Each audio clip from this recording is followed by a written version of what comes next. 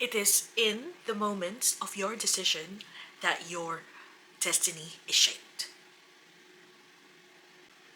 Kia ora, everyone. Good day, guys. So today I'm just gonna be talking how I actually got my registration.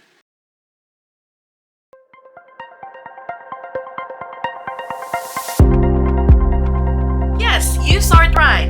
I became a New Zealand registered nurse after processing it for a year. Yes, a year. So if you're also interested of being a registered nurse in New Zealand, then keep on watching.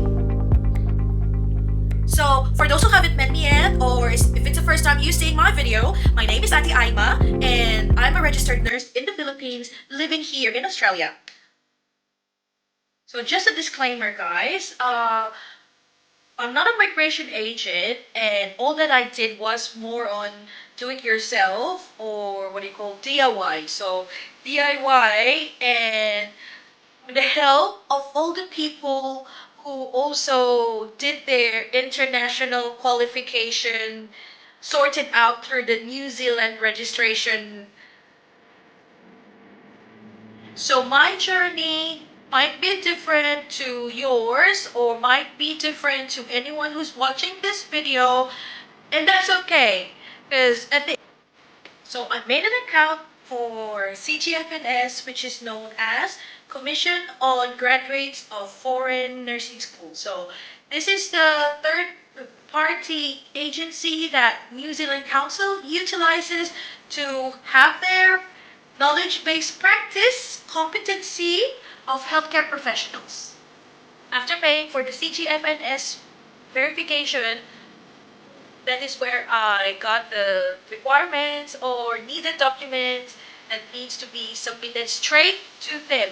So what I mean was straight to them is you wouldn't submit it by yourself, post it to or email to CGFNS, but it will be from, in my case, I was registered in the Philippines, so straight from the school where I graduated, straight sent to CGFNS, and the PRC for the Philippine license, straight to CGFNS.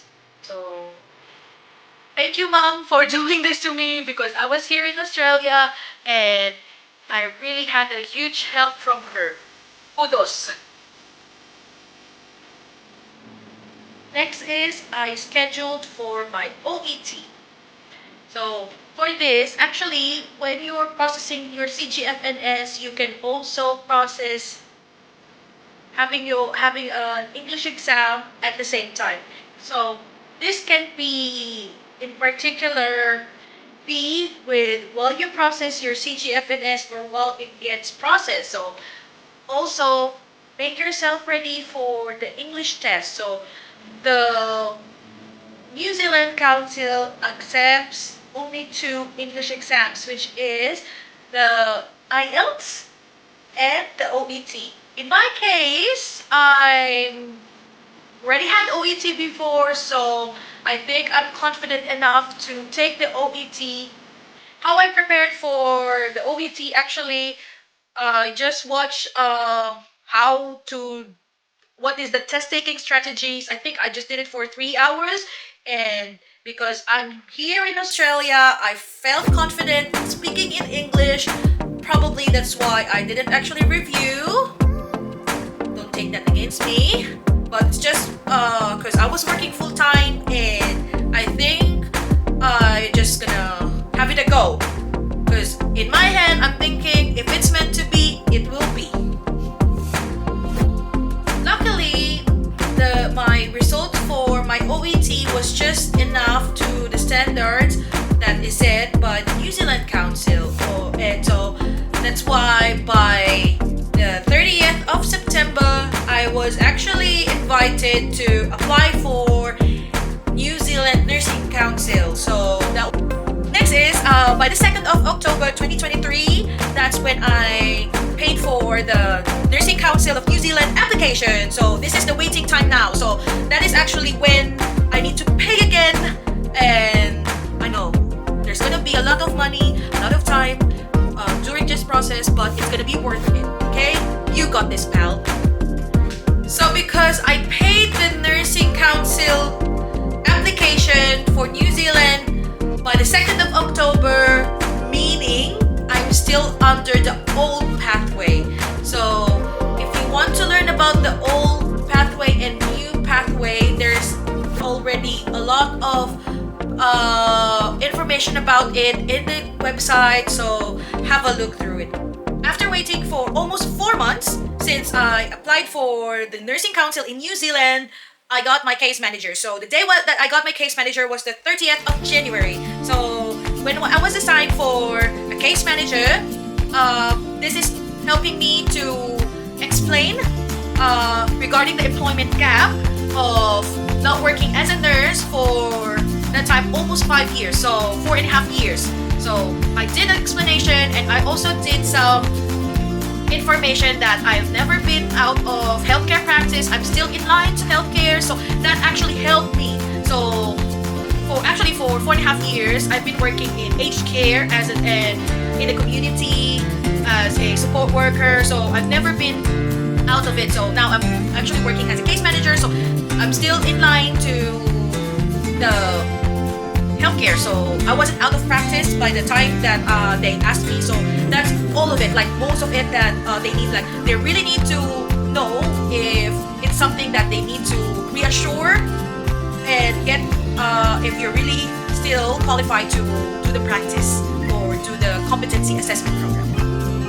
So at this point of time, my case manager that was assigned to me was asking more details of my job and responsibilities or job description to my place of work. So as in my part, I was working also as a case manager. So in that time, I actually asked my co-case manager to write one for me. And actually, this was a little fun because she actually made a character reference, which is she's highly regarded of what I do at work, but actually that's not what the nursing council needs. So, and then we had an exchange of email with my case manager for New Zealand, and the case manager, the CM, is asking me if is there an RN at work that can actually verify regarding my job and responsibilities at workplace that covers as like the duties. So what we did was I asked her to, so there's another exchange of email as I said, and this one is now from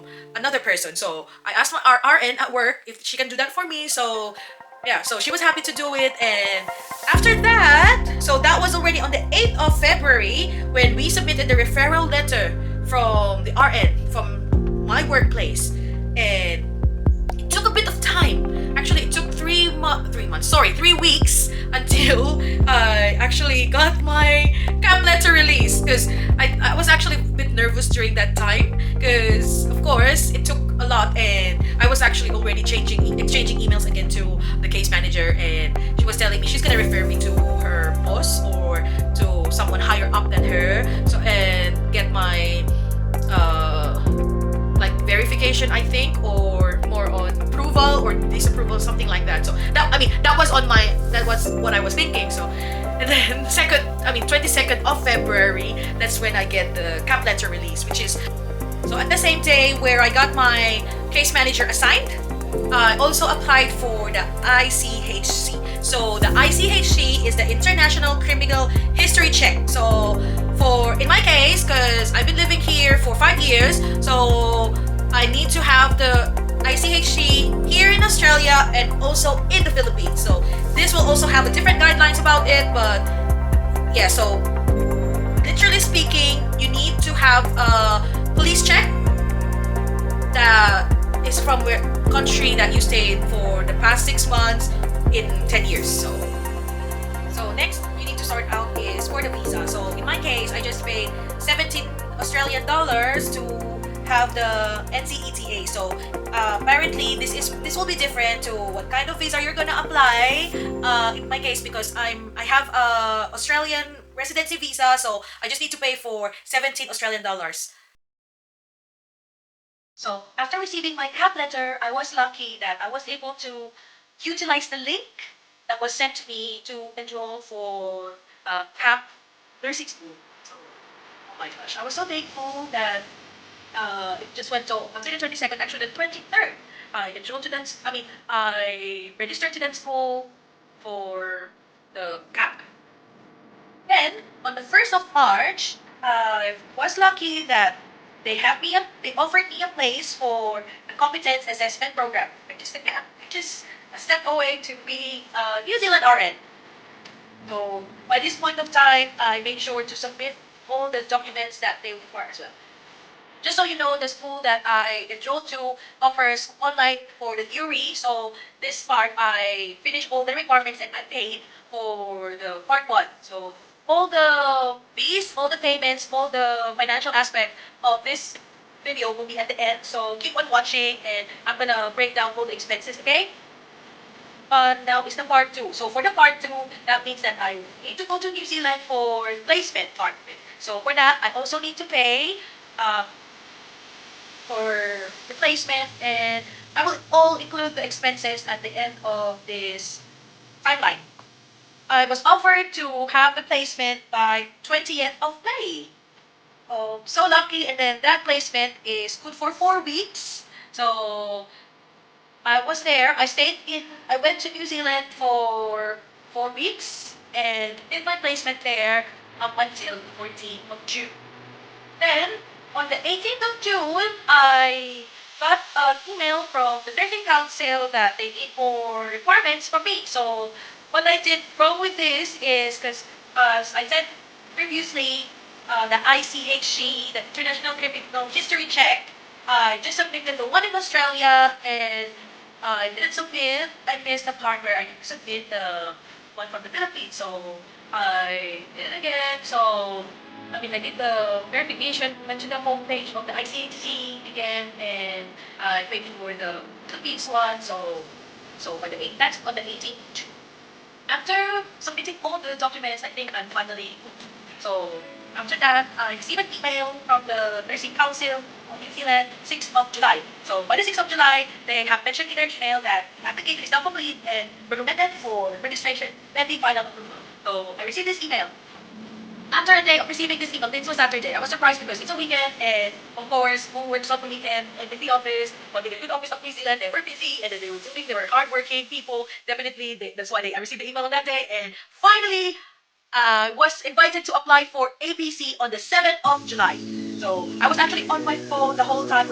I was looking at if what like like you're gonna be excited to be, and then you're gonna be on your phone and look at if they're gonna message you. Yeah, so finally I got that on 7th of July. And by the time that I received that email with all the instructions needed to apply for my ABC, I paid another couple of dollars, which I'll put the breakdown in the end of this video. And then after a couple of minutes, I received my ABC. Yay! So finally, after a month of finishing my, a month of doing my placement and a year of all the verification to saving money to going to New Zealand and coming back here in Australia, I'm finally a New Zealand RN. So yay! So here is the breakdown of all the expenses that I've had from start to finish. Also the timeline of all the registration process.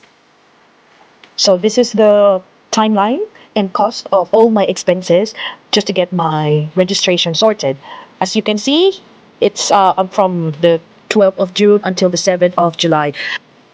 You can take a screenshot or pause in this time of the video so you have a rough estimation of all the expenses. And if you're also interested, I'm going to talk on the next video of my experience doing the placement in New Zealand. So all of this process and all of the financial hiccups will be worth it if you're planning to use this qualification to be registered to another country. Just think of the future. So what I'm trying to say is make sure you're financially prepared and you're mentally prepared, also physically prepared to be in New Zealand. And there you have it. Thank you for watching up until the end of this video. And if you like this video, please give a thumbs up or subscribe to my channel if this resonates you. And I'll see you guys in my next video.